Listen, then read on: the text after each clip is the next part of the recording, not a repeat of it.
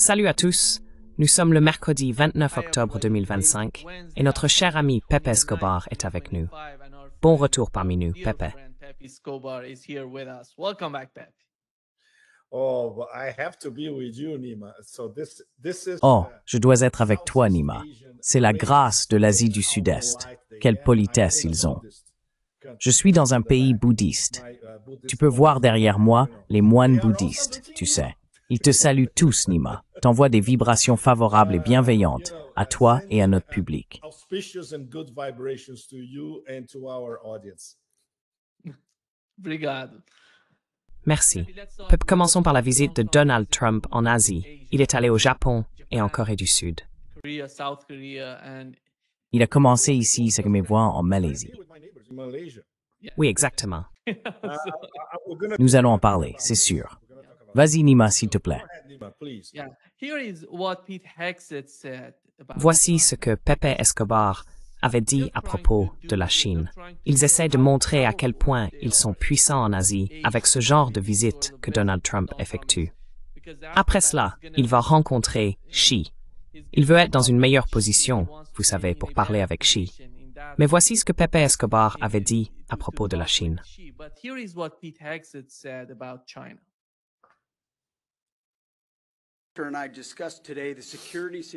Peter et moi avons discuté aujourd'hui du fait que la situation sécuritaire autour du Japon et dans la région demeure, comme il l'a dit, et nous en convenons, grave. Les menaces auxquelles nous faisons face sont réelles et urgentes. Le renforcement militaire sans précédent de la Chine et ses actions agressives parlent d'eux-mêmes. C'est pourquoi le programme du président Trump, la paix par la force, est si important. Quel type de menace vient de la Chine? Exactly. This is exactly what I was thinking. C'est exactement ce que je pensais. Oh my God, but this is Oh mon Dieu, cet imbécile absolu, qu'est-ce qu'il connaît à la Chine? Moins que rien. Par exemple, savait-il seulement ce qui s'est passé au sommet de l'ASEAN plus tôt cette semaine chez mon voisin, la Malaisie, au sud de la Thaïlande? Je l'ai couvert d'ici. Ma chronique sort aujourd'hui, donc pendant qu'on parle, Nima, probablement plus tard, parce qu'elle paraît en Russie, sans doute ce soir, heure de Russie. J'ai écrit une chronique détaillée, mais pas trop longue, sur le sommet de l'ASEAN, qui était en réalité une série de sommets. C'est le sommet de l'ASEAN, les 11 membres de l'ASEAN. Et maintenant, nous avons Timor-Leste comme nouveau membre. C'est formidable. Mais il y a aussi les sommets parallèles, qui sont extrêmement importants. the parallel summits, which are immensely important. ASEAN, China, ASEAN plus 3, ASEAN-Chine, ASEAN plus 3, c'est-à-dire la Chine, le Japon et la Corée du Sud. ASEAN with other partners, Et bien sûr l'ASEAN avec d'autres partenaires, y compris la Russie également. Il y avait aussi des invités étrangers très importants au sommet, notamment le président Lula. Lula a été personnellement invité par le Premier ministre Anwar Ibrahim de Malaisie lors de la réunion des BRICS à Rio.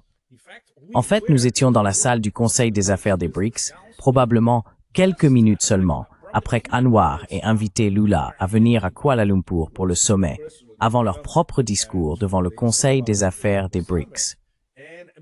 C'était au début du mois de juillet, n'est-ce pas? Donc, deux événements immensément importants se sont produits. two things immensely important happened. Okay, but the two most important things. that D'accord, happened in Kuala mais les deux événements les plus importants qui se sont produits à Kuala Lumpur au début de cette semaine n'étaient pas la visite de Trump au sommet de l'ASEAN, certainement pas, ni sa prétendue posture de médiateur entre la Thaïlande et le Cambodge. Le véritable artisan de la paix, c'était Anwar Ibrahim. C'est la Malaisie qui a rompu le cessez-le-feu, puis organisé un soi-disant accord de paix, dont on ne sait pas encore s'il tiendra ou non, entre la Thaïlande et le Cambodge. Mais Trump, évidemment, a déclaré « C'est moi qui l'ai fait ». Non, ce n'est pas lui. Mais bien sûr, comme tout le monde ici est très poli et bien éduqué, on a laissé Trump poursuivre sa politique d'acte de narcisse, puisqu'il ne devait rester qu'un jour et demi avant de partir pour la Corée du Sud. C'est exactement ce qui s'est passé. L'événement le plus important a eu lieu après, Nima. There were very important speeches. Il y a eu des discours très importants de la part de la Chine, bien sûr. Il y a eu une réunion du Partenariat stratégique global, le RCEP, qui est le méga-bloc commercial regroupant tous les pays d'Asie de l'Est. Et bien sûr, la réunion Chine-ASEAN, celle où ils étaient seuls dans la salle. Alors qu'ont-ils fait? Ils ont amélioré leur accord de libre-échange. Désormais, la Chine et les 11 membres de l'ASEAN disposent d'un accord commercial renforcé, ce qui signifie qu'ils affrontent le tsunami tarifaire en tant que bloc, y compris la Chine. C'est extrêmement important. Tu ne verras pas une seule virgule à ce sujet dans les médias grand public occidentaux, Nima. C'est extrêmement important. Voilà pour un point.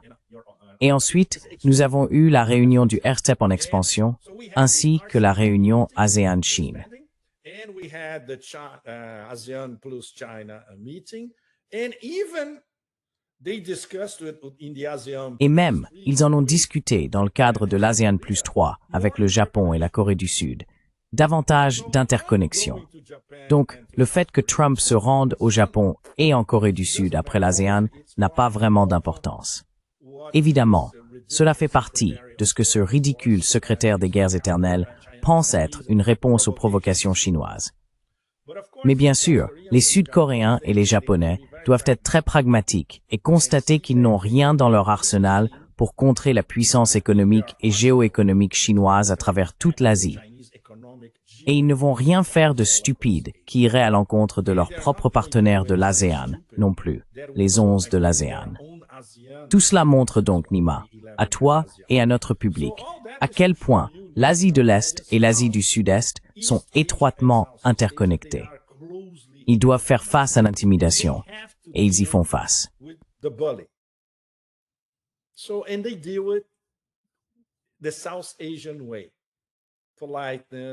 La manière d'Asie du Sud-Est, politesse, courtoisie, beaucoup de sourires et tout cela. Mais ils continueront à faire des affaires comme avant. Par exemple, voici quelque chose que j'ai écrit dans ma chronique, le cas du Vietnam, qui est très très intéressant. De nombreuses entreprises se sont installées au Vietnam, y compris des entreprises chinoises. Ce qui s'est passé ces derniers mois, et qui va continuer à se produire, c'est que le facteur le plus important derrière le boom économique du Vietnam, c'est la Chine. C'est la Chine qui envoie des marchandises au Vietnam, lesquelles sont ensuite transformées et expédiées vers les marchés américains ou européens. Le Vietnam a donc un grand besoin des produits chinois.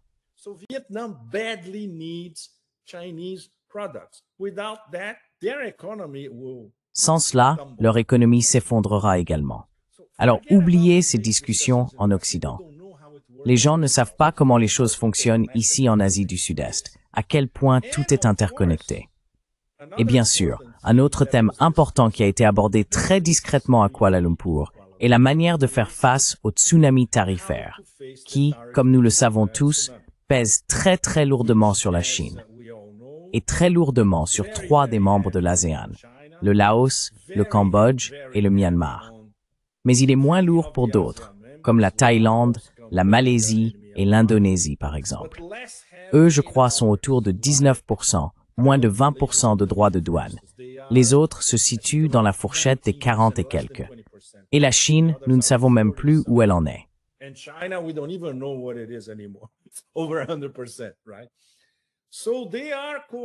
C'est plus de 100%, n'est-ce pas?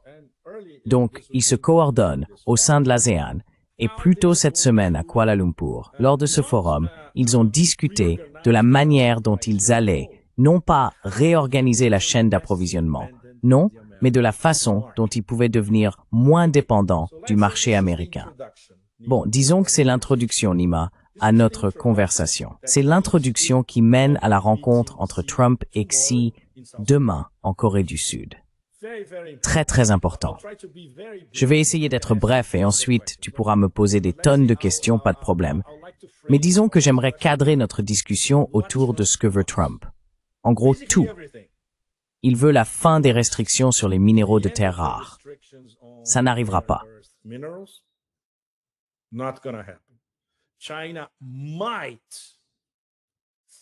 La Chine pourrait envisager d'assouplir les droits de douane sur 2, 3 ou 4 terres rares, ou de lever l'obligation d'obtenir une licence pour acheter des produits qui en contiennent. Il veut également que la Chine achète davantage de soja aux agriculteurs américains, qui constituent la base électorale de Trump, notamment dans le Midwest. Les Chinois pourraient répondre « D'accord, peut-être, mais pas trop. Nous achetons déjà au Brésil.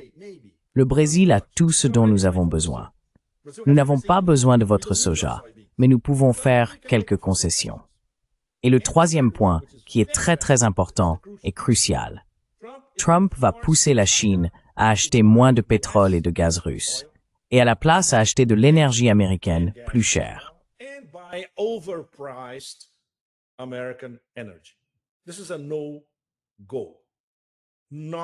C'est un non-lieu. Cela n'arrivera pas, parce qu'il s'agit du partenariat stratégique entre la Russie et la Chine, et c'est aussi l'un des piliers essentiels des BRICS, entre Moscou et Pékin. Alors, qu'allons-nous avoir? Nous aurons peut-être, s'il est poli, quelques concessions de la part des Chinois, mais elles viendront avec des conditions. Vous devez revoir ce tsunami tarifaire que nous, les Chinois, savons être fondamentalement dirigé contre nous. Il est contre tout le monde en Asie, mais surtout contre nous. Et si vous faites cela, alors nous pourrons faire quelques concessions de notre côté. Voilà donc le point clé de la discussion de demain, Nima. Comme vous pouvez le voir, cela va être très difficile.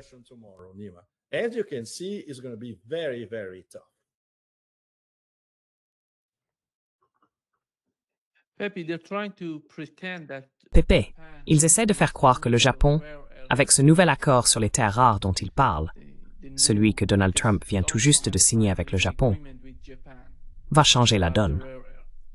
Mais je ne vois pas le Japon capable de fournir aux États-Unis ce que les États-Unis attendent.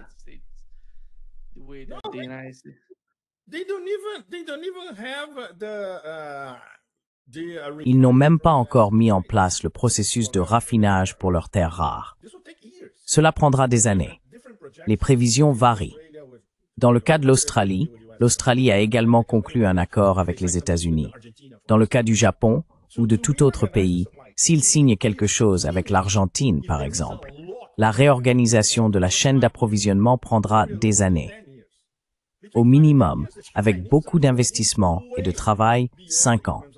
Plus réalistement, 10 ans. Entre 5 et 10 ans, les Chinois auront une avance considérable dans la course technologique grâce aux minéraux de terres rares. Donc c'est le mot qui me vient en portugais, NIMA, palliativo. Je suis sûr que beaucoup d'entre vous comprendront. C'est une sorte de mesure provisoire, mais sans réelles conséquences. Aucune conséquence en réalité. Mais l'Empire est désespéré. Ils ont accusé le geste des Chinois, qui était en fait pratiquement inattendu.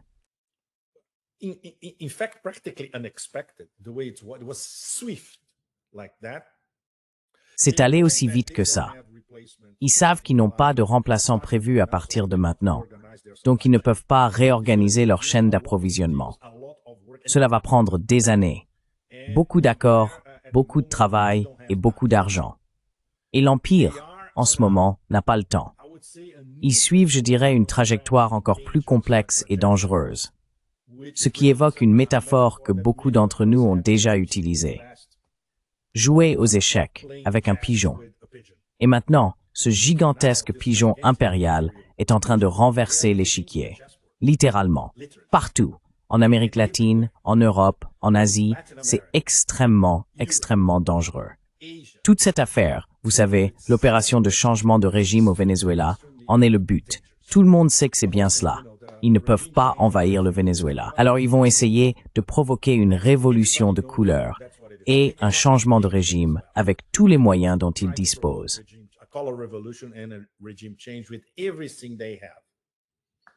Cesserautomā upīsringt Helasia.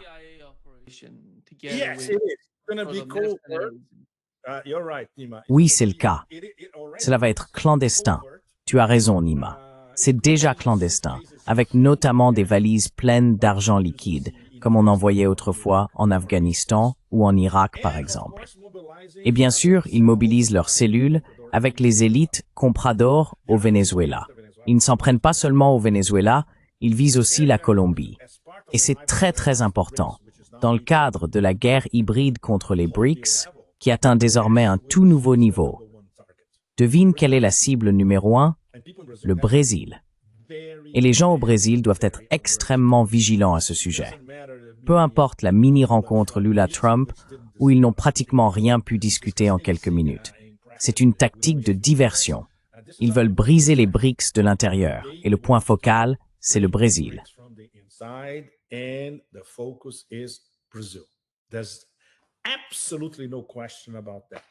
Il n'y a absolument aucun doute là-dessus. Pourquoi? Parce qu'ils ne peuvent vraiment rien faire contre les deux grands frères, la Russie et la Chine. Quoi que dise ce stupide secrétaire des guerres éternelles, et il ne connaît rien à la politique étrangère, où que ce soit, il y a une compréhension, même parmi, je dirais, pour citer notre ami Martianov, certaines personnes à Washington avec un QI supérieur à la température ambiante, au sein du complexe militaro-industriel, qu'il est absolument impossible de gagner la guerre sur les champs de bataille d'Ukraine. Cette guerre est perdue. Il ne s'agit plus que de gérer la défaite stratégique. Et cela, pour Trump, c'est quelque chose qui, pour eux, est comme un vaisseau spatial quelque part dans la Voie lactée. Il est tout simplement incapable de traiter cette information.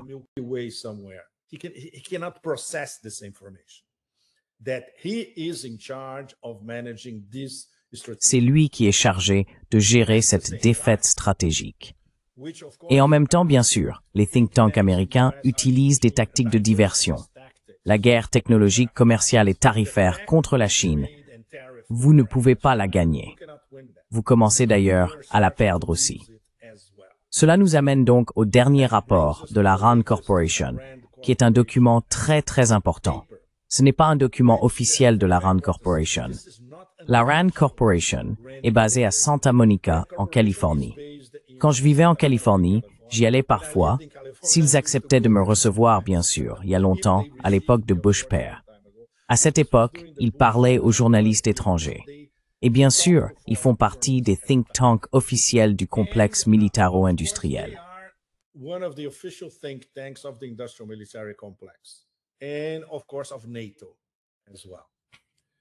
Et bien sûr, de l'OTAN également. Leur dernier rapport est donc un commentaire, ce n'est pas un document officiel. Ils le présentent comme un rapport du RAND. En gros, c'est comme s'ils admettaient qu'il est impossible de contenir la Chine, donc il faut apprendre à vivre avec. C'est très trompeur. Laisse-moi essayer de retrouver quelques-unes de mes notes ici. Nima, regarde. En ce qui concerne cette guerre froide technologique entre la Chine et les États-Unis, ils appellent à une coopération limitée dans leur propre langage, sur l'intelligence artificielle ou l'énergie propre. Mais regarde, ils disent, d'accord, peut-être que nous pouvons coopérer avec la Chine sur certains aspects, mais nous devons maintenir nos contrôles à l'exportation. C'est une expression très courante, même en Chine.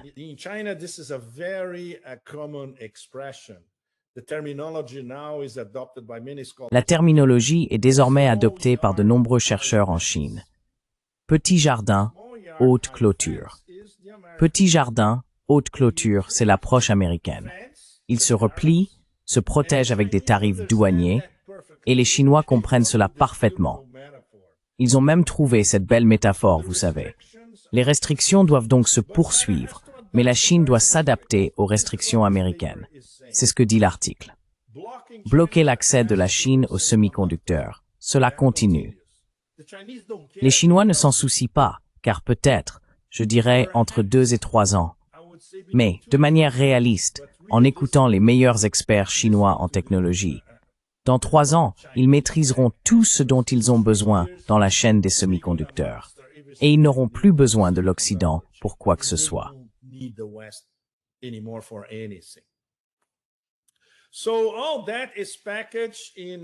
Tout cela est présenté comme « nous n'essayons pas de ralentir le développement de la Chine », entre guillemets.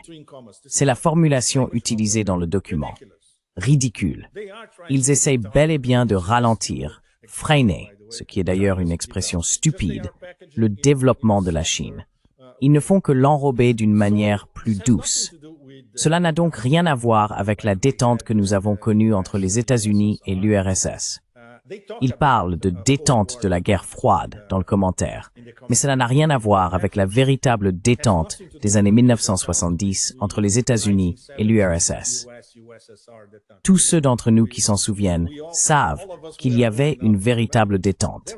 Des échanges culturels, des traités de contrôle des armements et la reconnaissance des sphères d'influence des deux côtés, américains et soviétiques.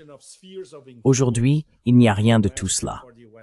Il n'y a absolument aucune détente en ce qui concerne la Chine.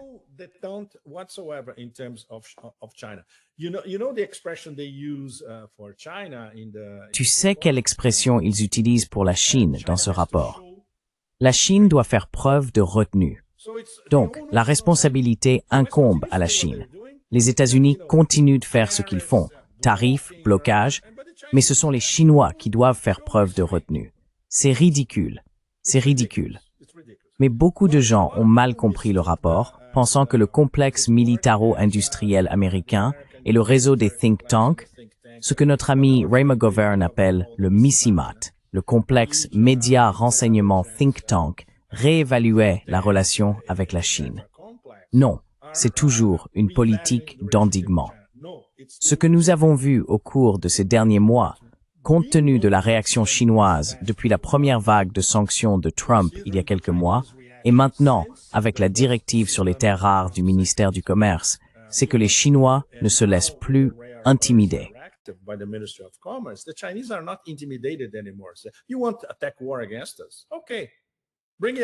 Vous voulez nous faire la guerre?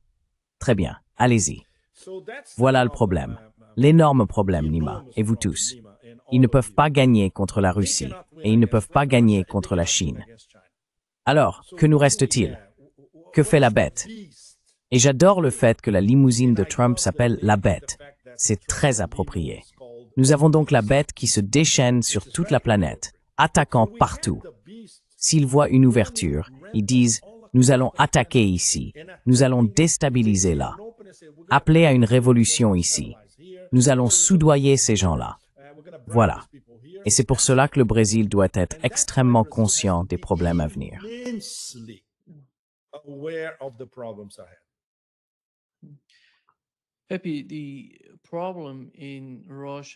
Pépé, le problème entre les États-Unis et la Russie, à mon avis, va au-delà de la haine idéologique envers la Russie. Il s'agit en réalité d'affaiblir la Chine et d'écraser la Russie.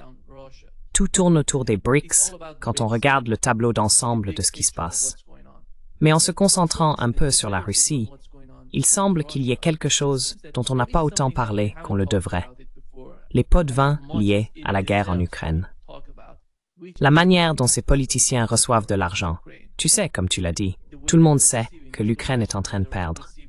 Oui, l'Ukraine perd, l'Allemagne perd, l'Europe perd. Mais les dirigeants, eux, gagnent parce qu'ils touchent les pots de vin. Oui, vas-y.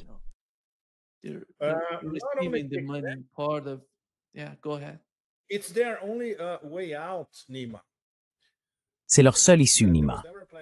N'oublie pas qu'il n'y a jamais eu de plan B. Tous, non seulement l'UPA, mais tout le mécanisme de Bruxelles, y compris la Commission européenne et l'OTAN, cet ensemble UPA-OTAN, et presque tous les dirigeants individuels partout, à de très rares exceptions près comme la Slovaquie et la Hongrie, misaient tous sur le plan A, sans plan B. Nous allons écraser la Russie. Alors, comment vont-ils justifier cela auprès de leur propre population à travers l'Europe? Ils ne le peuvent pas. Ils ne le peuvent pas. Alors ils redoublent d'efforts, ce qu'ils font exactement. Peut-on imaginer qu'en 2025, l'Allemagne, qui s'effondre géoéconomiquement, se réarme parce qu'elle veut relancer la guerre contre la Russie dans les 3 ou 4 prochaines années?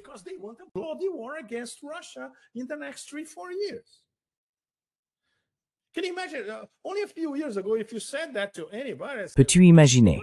Il y a seulement quelques années, si tu avais dit ça à quelqu'un, je t'aurais répondu, tu es un idiot fini. Tu ne connais rien à la politique. Mais c'est exactement ce qui se passe sous nos yeux. Voilà où nous en sommes. Ils ont fait leur pari stratégique, Nima.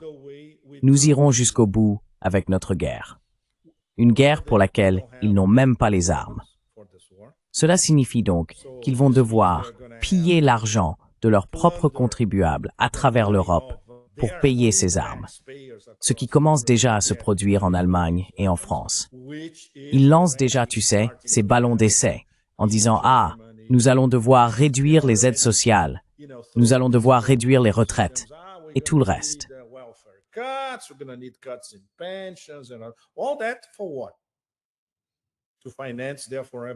Pourquoi faire? Pour financer leur guerre éternelle. Les armes qui existent, ou certaines existent, la plupart non, car l'arsenal est épuisé. Ils vont acheter auprès du complexe militaro-industriel américain en payant avec des euros surévalués. Bon, pour le complexe militaro-industriel, n'est-ce pas? Ils ont donc misé entièrement là-dessus. Et il n'y a pas la moindre lueur de raison dans l'esprit de ces gens à Bruxelles et dans les principales capitales, y compris Londres, en dehors de l'UE. Devrait-on essayer une solution diplomatique avec la Russie? Non. Ils bombardent même la possibilité d'une solution diplomatique entre les États-Unis et la Russie.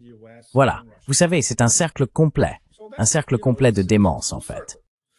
It's a full circle of dementia, in fact. And there is no sign whatsoever that this could Et il n'y a absolument aucun signe que cela puisse changer.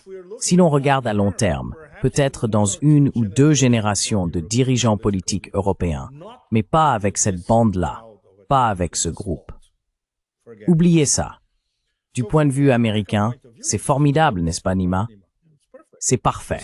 Ils sous-traitent complètement la guerre contre la Russie. Trump peut toujours dire « Je n'ai rien à voir avec ça ». Ils en récoltent les bénéfices. Le complexe militaro-industriel. Tout le monde adore ça. Le Pentagone adore ça. Vous pouvez les citer tous. Et bien sûr, ils peuvent se concentrer sur ces mini-guerres hybrides, chaudes ou de révolutions colorées partout sur l'échiquier.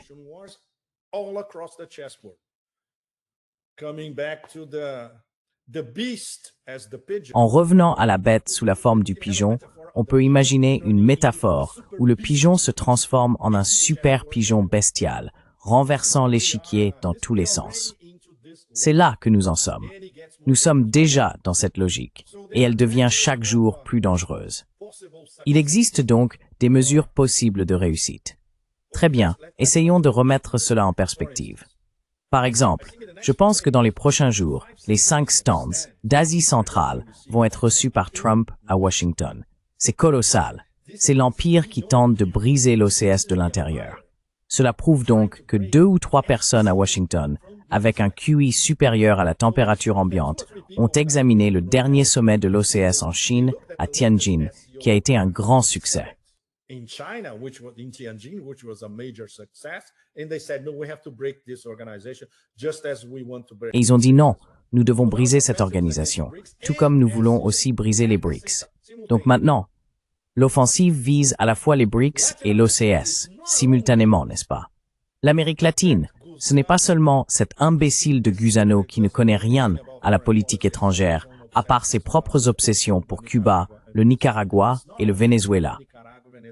Ce n'est pas seulement Cuba, le Nicaragua et le Venezuela, Nima, notre public, et vous tous, au Brésil, c'est l'Amérique du Sud. Et c'est ce que Trump a dit hier, si je ne me trompe pas, dans ses propres mots. Nous commençons à bien maîtriser l'Amérique du Sud. Autrement dit, il dit tout haut ce qui se cache derrière.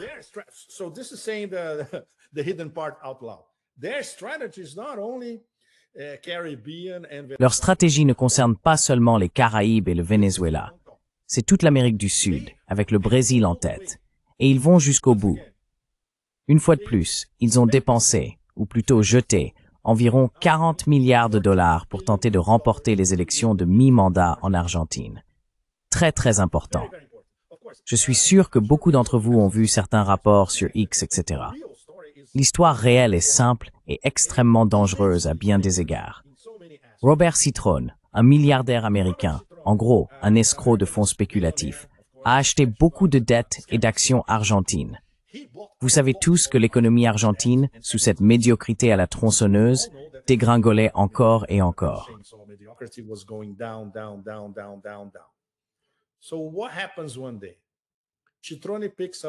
Alors que se passe-t-il un jour? Citrone décroche le téléphone et appelle qui? Son très proche ami, le secrétaire au Trésor, Scott Bessent. Ils avaient déjà travaillé ensemble par le passé. Et devinez quoi? Citron a rendu Bezan extrêmement riche. Donc Bezan doit, je dirais, des milliards en faveur à Citron. Alors qu'a fait le secrétaire au Trésor des États-Unis? Il a organisé un plan de sauvetage pour son ami. Tout cela, n'oubliez pas, pleinement validé par le président des États-Unis. 20 milliards de dollars d'argent fédéral, plus encore 20 milliards provenant d'investisseurs privés. Mais le mais est essentiel. C'est garanti par le gouvernement fédéral. Guaranteed by the federal government. So this is essentially the federal government in the United C'est donc States essentiellement le gouvernement fédéral des États-Unis qui verse 40 milliards de dollars à un investisseur américain de fonds spéculatifs sanguinaires. Cet argent finirait en réalité par se retrouver d'une manière ou d'une autre en Argentine, pour aider leur anarcho-libertaire, ou quel que soit le nom qu'ils veulent lui donner, la médiocrité à la tronçonneuse, à remporter les élections de mi-mandat. Et comme Trump avait déjà déclaré publiquement que si Milei perdait l'élection, il cesserait de soutenir l'Argentine, on voit à quel point tout le mécanisme est immensément pervers. Nous parlons ici de corruption au plus haut niveau de la présidence américaine, avec le président donnant son accord, son feu vert, son aval. Il n'y a aucune limite. So there are no limits, Nima and all of you. There are no limits now. Nima, et vous tous, il n'y a plus de limite maintenant. Nous sommes vraiment la bête, la grande bête pigeon. Elle renverse l'échiquier dans tous les sens, et il s'en moque. C'est ça, le jeu du pouvoir, le contrôle total, la puissance totale, ne pas perdre le pouvoir qu'ils ont accumulé depuis environ 75 ans. Tout ce qu'ils ont dans leur arsenal, et même ce qu'ils n'ont pas, est permis. Ils iront jusqu'au bout. Peuvent-ils intimider la Russie et la Chine? Non. Mais ils peuvent intimider le reste de la planète. En réalité, ils peuvent intimider tout le Sud global. Ils peuvent intimider la plupart des BRICS. Ils peuvent intimider beaucoup de gens à l'OCS. Et c'est pour ça que c'est si dangereux.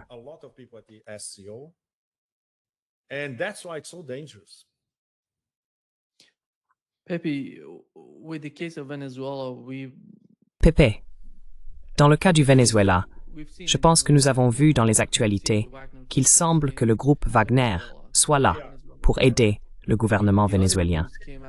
Une autre information est sortie à propos des drones iraniens. Ils disent que les dernières versions de drones iraniens se trouvent au Venezuela. Et nous savons, d'après des sources officielles iraniennes, que depuis 2000, il existe une coopération entre l'Iran et le Venezuela.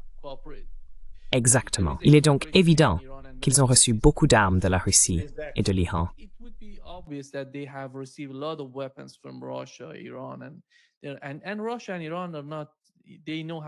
Et la Russie et l'Iran, eux, savent comment combattre les États-Unis sur le terrain.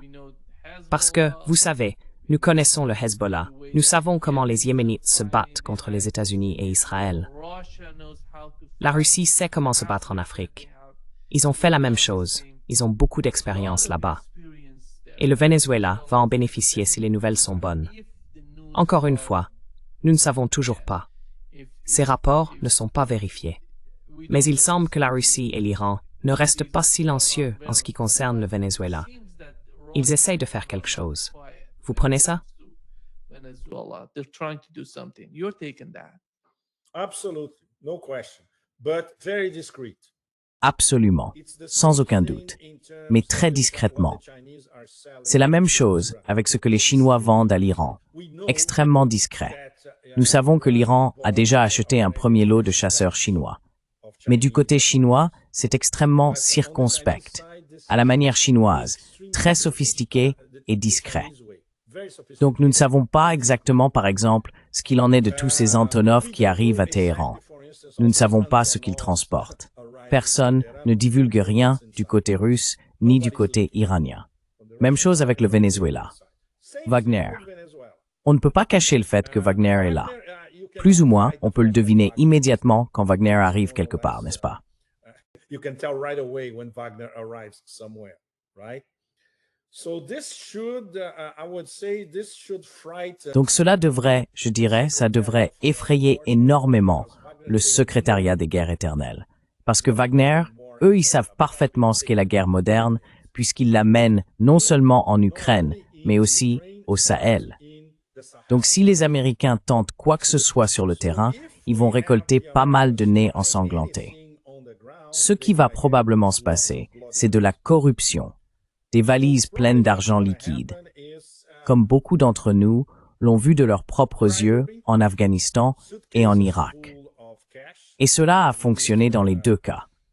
Dans le cas de l'Afghanistan, cela a fonctionné à la manière afghane.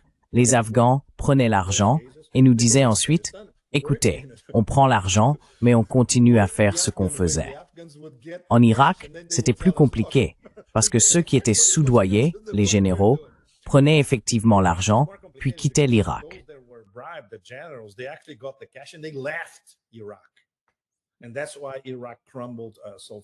Et c'est pour cela que l'Irak s'est effondré si rapidement. C'était au début de l'invasion américaine. Mais c'est le mode opératoire standard de la CIA, des valises pleines d'argent et le pot de vin aux bons généraux. Ils vont donc essayer de provoquer une révolution de couleur, ou un coup d'État blanc, ou peu importe. Ils essaient même d'assassiner Maduro, ce qui est une stupidité. Ils ont essayé d'assassiner Fidel Castro pendant des décennies. Rien ne s'est passé. Et même s'ils y parvenaient, cela ne changerait rien. C'est une question de leadership. Ils ont décapité le Hezbollah. Le Hezbollah est en train de se réorganiser. Ils ont décapité les gardiens de la révolution. Les gardiens de la révolution se réorganisent. C'est une mentalité typiquement sioniste. Cette idée de décapitation est une chose sioniste. Ils pensent pouvoir éliminer tous leurs rivaux en Asie occidentale en les décapitant.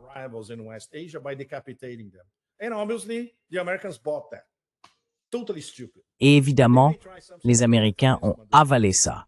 Totalement stupide. Mais ils pourraient essayer quelque chose de ce genre contre Maduro.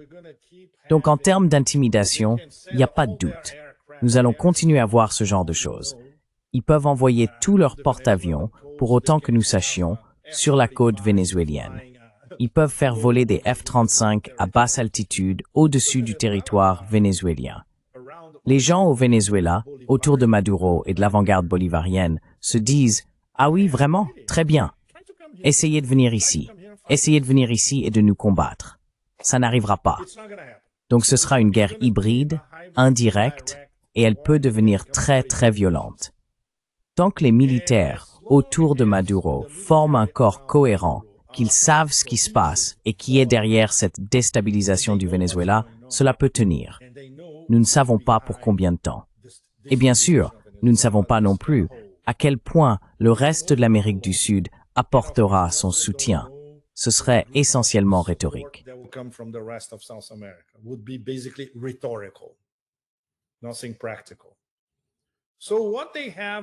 Rien de concret. Donc, ce qu'ils ont concrètement pour renforcer leur puissance défensive vient d'Iran et de Russie. Eh bien, nous avons déjà eu un avertissement direct de Poutine disant « Écoutez, si vous essayez de déstabiliser le Venezuela, ce n'est pas vraiment une bonne idée. » Je me demande si quelqu'un à Washington prête attention à cela. Eh bien, certainement pas le pathétique Marco Rubio. Vous imaginez? Ce type déteste simplement l'Amérique du Sud. Et Lavrov doit traiter avec lui, vous imaginez? C'est pire que n'importe quelle forme de torture chinoise superposée à une autre, vous voyez. Eh bien, Rubio est juste, pour conclure, Nima, je suis désolé. L'obsession de Rubio, la seule chose à laquelle il pense, c'est Cuba, le Venezuela, le Nicaragua. Il n'y a rien d'autre dans sa vie de politicien. Rien. Absolument rien. Et évidemment, c'est un néoconservateur pur et dur. Voilà. C'est la tempête parfaite de stupidité concentrée en une seule personne.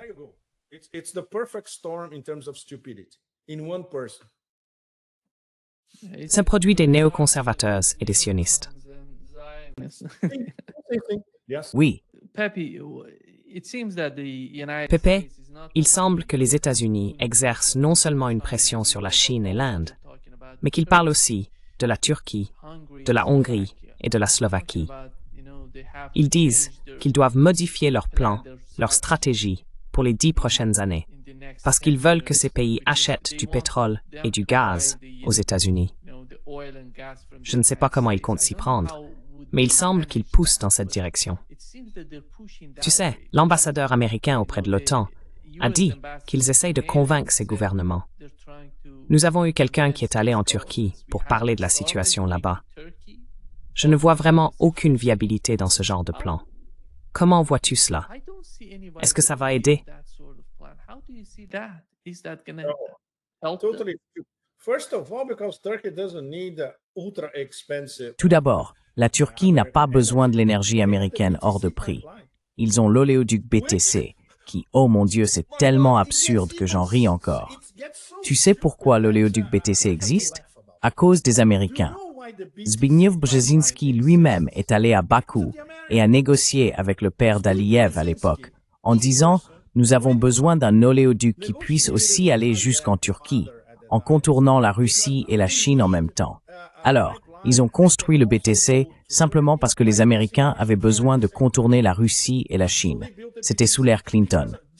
Cela coûtait presque 4 milliards de dollars. C'était complètement absurde.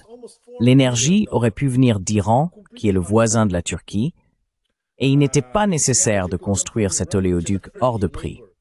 Et ils ont aussi construit un gazoduc.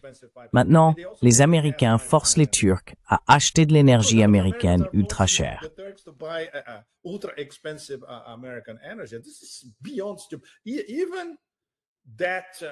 C'est au-delà de la stupidité. Même la classe dirigeante d'Istanbul et d'Ankara, qui est atlantiste et pro-américaine, a dit « Eh bien, nous n'avons pas besoin de ça. » Bon, voilà pour cette nouvelle stratégie.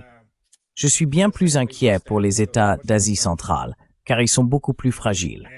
Et je me souviens très bien, c'était une affaire que j'ai suivie de près dans les années 2000 sous le régime Cheney. Dick Cheney envoyait pratiquement chaque mois une mission américaine en Asie centrale, essayant de convaincre, à l'époque surtout, le Turkménistan, qui possédait d'énormes réserves de gaz, de laisser les Américains tout contrôler. Et au final, rien ne s'est passé. Le Kazakhstan est différent, car c'est un consortium de grandes compagnies énergétiques, américaines, mais aussi européennes. Et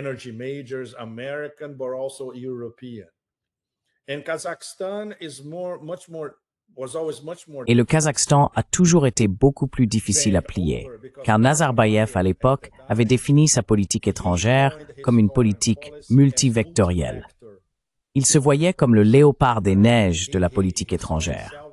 Léopard des neiges, mais multivectoriel, regardant dans toutes les directions.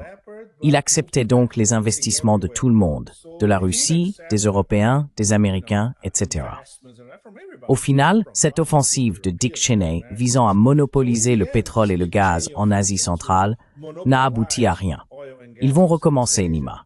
Ils commencent avec cette rencontre entre Trump et les 5 dirigeants d'Asie centrale, y compris le Turkménistan.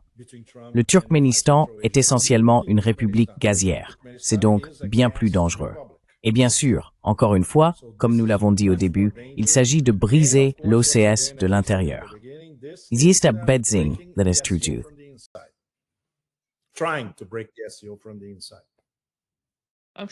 Je suis sûr que la Chine est au cours de passe. Oh, bien sûr. La Chine et la Russie en sont parfaitement conscientes. Bien sûr, bien sûr. Et la Turquie, comme nous le savons, la Turquie est en dehors de l'OCS. Personne ne fait confiance à la Turquie. Même les Chinois ne font pas confiance à la Turquie. S'ils peuvent utiliser la Turquie pour leurs propres projets de la ceinture et la route, très bien. Mais ils ne font pas confiance aux Turcs.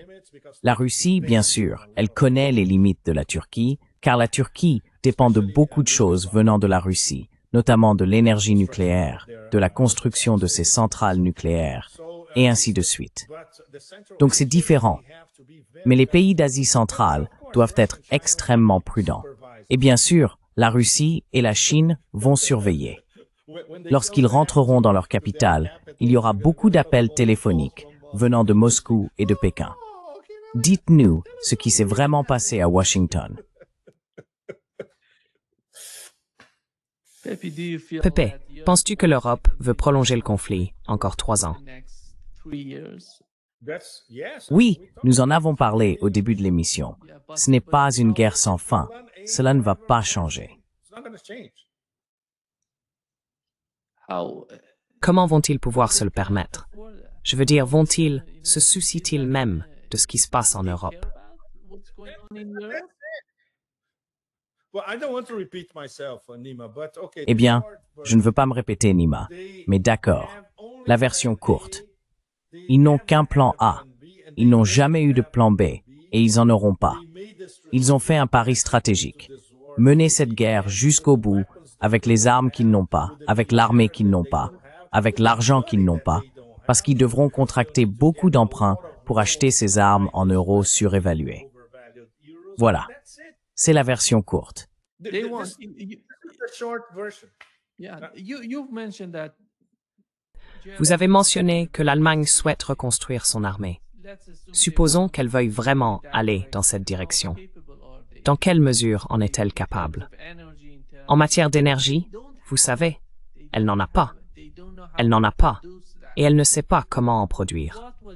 Quel était le message du président russe avec l'annonce du nouveau missile? Ce nouveau missile change d'une certaine manière la donne. Personne d'autre ne le possède, à notre connaissance. Quel est le message du gouvernement russe à l'Occident, en particulier aux Européens? Particularly to Europeans. I love Lavrov's comment. J'adore le commentaire de Lavrov. Mais c'est Lavrov, tu sais, quelques mots seulement. Eh bien, tout le monde s'est soudainement tu. Ces idiots atlantistes essayent encore de digérer le fait que le nouveau missile russe est quelque chose d'encore plus extrême qu'Oreshnik. Oreshnik, c'est une chose très précise, limitée. Celui-ci peut rôder partout sur la planète, pratiquement indéfiniment, puis décider d'attaquer. Voilà. Et il n'est pas étonnant que certains des surnoms qui apparaissent, comme Tchernobyl volant, des choses comme ça, soient drôles. Mais cela montre à quel point les soi-disant analystes militaires occidentaux sont absolument désespérés. Et j'adore le sous-texte violet profond. And I love the deep purple subtext. Well, as an eternal rock and roller, do you know Eh bien, en tant que rocker éternel, sais-tu que Stormbringer est le titre d'un album de Deep Purple? Et pourquoi donc? Parce que beaucoup de gens, beaucoup de scientifiques de l'ex-Union soviétique étaient de grands fans de Deep Purple. Même en Russie, Medvedev, par exemple, a toujours été un grand admirateur de Deep Purple. J'adore donc le fait que la traduction anglaise de Bureveshnik soit le titre d'un album de Deep Purple. C'est inestimable. C'est de l'humour russe. Tu sembles en colère contre lui. Vas-y, c'est un véritable bouleversement. Oui, c'en est un. Mais voilà le point.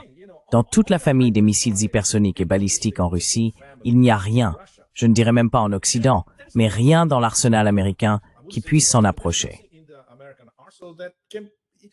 Even think about going, there are 2 generations at least behind. Ils ont au moins 2 générations de retard, et ils ne rattraperont pas. Et il y en aura d'autres. Bureveshnik n'est que le plus récent. Personne n'attendait Oreshnik à l'époque, et personne n'attendait Bureveshnik. Il y en aura un autre l'année prochaine. C'est inévitable. C'est la même chose, un processus à très long terme.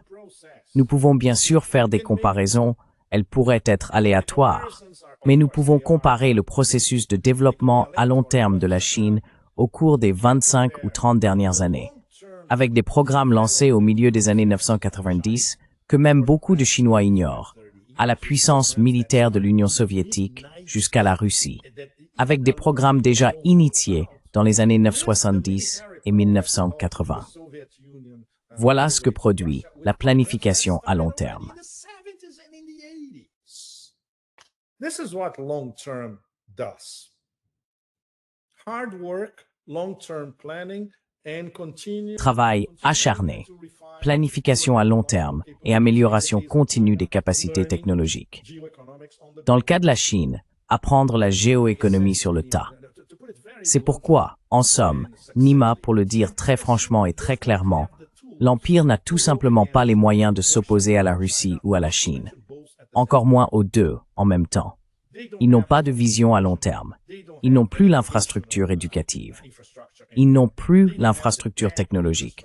Par exemple, la Silicon Valley, d'accord, il y a de l'innovation, mais c'est fondamentalement une énorme bulle spéculative. Il n'y a pas de projet national à long terme, ce que l'on observe en Chine et en Russie sous Poutine, surtout au cours des 10 dernières années. Especially for the past 10 years. We can say it started when Putin was first elected in 2000. No, On peut dire que tout a commencé lorsque Poutine a été élu pour la première fois en 2000. Non, cela a pris un certain temps. Cela a vraiment commencé à la fin des années 2000, vers le milieu des années 2010. Voilà. C'est la même chose avec les plans quinquennaux en Chine. Lorsqu'on a un plan comme Fabriqué en Chine 2025, conçu il y a 10 ans, et qu'une décennie plus tard, ils ont pratiquement atteint tous leurs objectifs. C'est ainsi qu'il faut faire. C'est du capitalisme productif et bien sûr du savoir-faire scientifique en même temps. Les États-Unis possèdent, à bien des égards, le savoir-faire scientifique, mais ils ne savent pas ce qu'est le capitalisme productif. Tout y est régi par le profit, par une avidité sans limite. Ce n'est pas le cas en Russie et en Chine. C'est une distinction majeure. Oui, allez-y. Allez-y. Yes, go ahead, please. Go ahead. How close À quel point la Russie et l'Iran sont-ils proches aujourd'hui, selon vous? Parce que je constate qu'en Iran, le ton a complètement changé. Vous savez, avec le nouveau gouvernement iranien, tout le monde s'inquiétait de ce qui allait se passer. Oui. Le nouveau gouvernement pourrait modifier durablement les politiques de l'Iran, à la fois envers la Russie et envers l'Occident.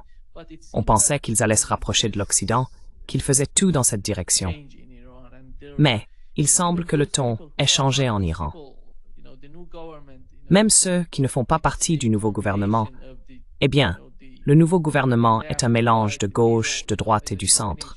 C'est une combinaison. Mais après tout, nous avions Zarif, qui faisait partie du gouvernement, et qui a soit été renvoyé, soit décidé de partir à cause de la pression qu'il subissait. Et nous avons vu que l'ancien président de l'Iran, Rouhani, et son ministre des Affaires étrangères, Zarif, qui faisait partie de l'administration précédente, celle de Rouhani, ont été critiqués par le président du Parlement iranien.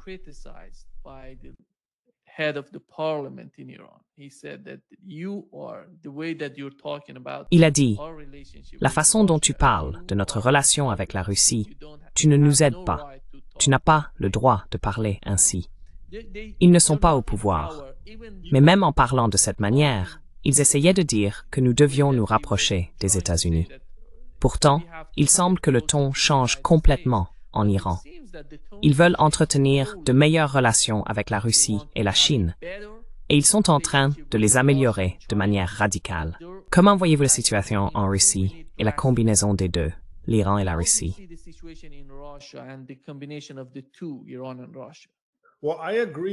Eh bien, je suis entièrement d'accord avec ton analyse.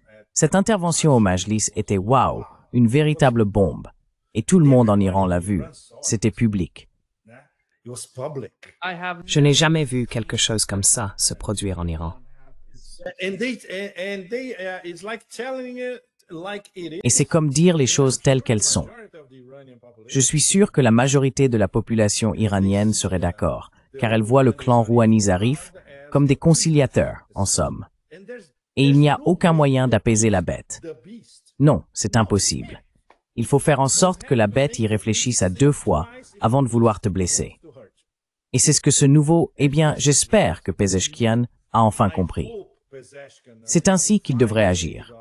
Et évidemment, les Russes et les Chinois leur apprennent quelques astuces, n'est-ce pas? Mais je suis très frustré, Nima. Je devrais être en Iran aujourd'hui.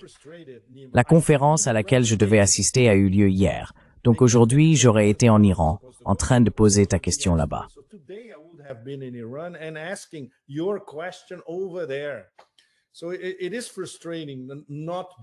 C'est donc frustrant de ne pas pouvoir y aller. En même temps, je comprends tout à fait les craintes. Tout est en pleine mutation. C'est peut-être pas le bon moment pour faire venir des étrangers. La situation sécuritaire peut. Vous savez, personne ne sait ce qui pourrait arriver. Mais en matière de sécurité, ils sont très très compétents en Iran. Donc, ce n'est pas le problème. Ce que j'ai entendu, c'est qu'il s'agissait d'un affrontement entre des factions au sein du gouvernement. Je ne sais pas si vous êtes d'accord avec cela, mais L'explication que j'ai reçue, c'est que, je préfère ne pas citer de nom, l'organisation responsable de cette conférence, celle qui fait venir des analystes étrangers, n'avait pas tout validé, surtout sur le plan de la sécurité, avec d'autres organisations de très haut niveau. Very high level organizations, and that's why it was canceled at the last minute. Et c'est pour cela que cela a été annulé à la dernière minute. Donc d'accord, j'espère que ce n'était qu'un malentendu interne, n'est-ce pas? Nous tous qui suivons l'Iran et qui nous y rendons régulièrement, c'est une bonne chose pour eux de nous recevoir là-bas. Et évidemment, la dernière fois que nous y étions, ils avaient parfaitement compris cela et facilité tous les contacts possibles pour nous, vous savez. Mais vous nous avez donné votre analyse, n'est-ce pas? Avez-vous quelque chose à ajouter sur la raison de ce changement d'humeur? Parce que peut-être que l'opinion publique commence à percevoir l'administration Pezeshkian comme trop conciliante, trop faible, pas aussi incisive que celle de Raisi. Incisive enough as Raisi's administration. For such a long time, Pepe. Pendant si longtemps, Pepe, pendant si longtemps, ces gens que je considérais comme la base ou les principaux acteurs de ce type de mouvement, comme Zarif en Iran, essayaient de convaincre le dirigeant iranien qu'il pouvait communiquer avec les États-Unis, qu'il pouvait entretenir de meilleures relations avec les États-Unis. C'étaient les types d'arguments qu'ils avançaient, et il était très influent pour les soutenir. Il a tout essayé. Mais avec le temps, et après la dernière attaque contre l'Iran, tout s'est effondré, complètement effondré, parce que plus personne n'allait croire à ce genre d'arguments venant de Zarif ou de quiconque proche de lui.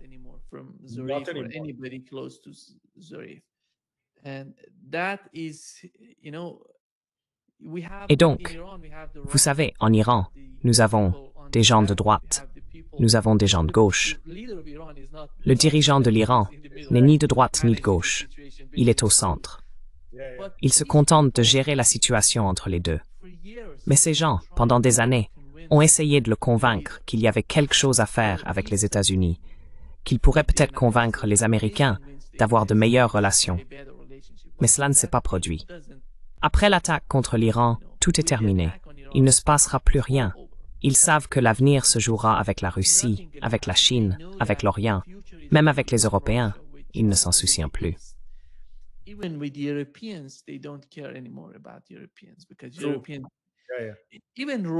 Même Rouhani était très favorable à la négociation avec l'Occident. Il a dit que si nous voulons négocier avec l'Occident, pourquoi devrions-nous négocier avec les Européens? Ils ne sont rien, négocions avec les États-Unis.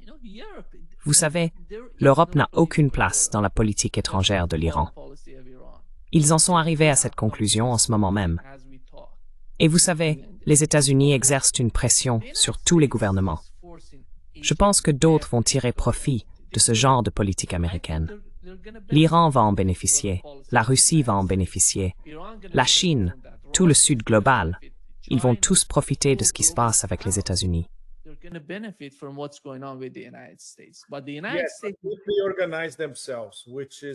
Mais les États-Unis, oui, mais ils se sont organisés et le processus ne fait que commencer.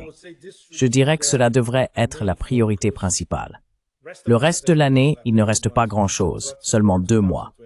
Mais pour 2026, cela devrait être l'objectif principal pour les BRICS, pour l'OCS, pour l'ASEAN, dont ils discutaient plus tôt cette semaine ici. Pour toutes ces organisations multilatérales, ces blocs commerciaux et ces blocs géopolitiques, c'est cela. Parce que nous faisons tous face au même ennemi, la bête hors de contrôle. Et maintenant, c'est très très clair. Une fois encore, il n'y a aucune limite pour la bête. La bête est en chasse. Vous savez, il voit, ah voilà une proie facile. Bah, voilà une autre proie facile. Bah, c'est extrêmement dangereux. Et les seuls qui peuvent, vous savez, affronter ou tenir tête à la bête, ce sont la Russie et la Chine.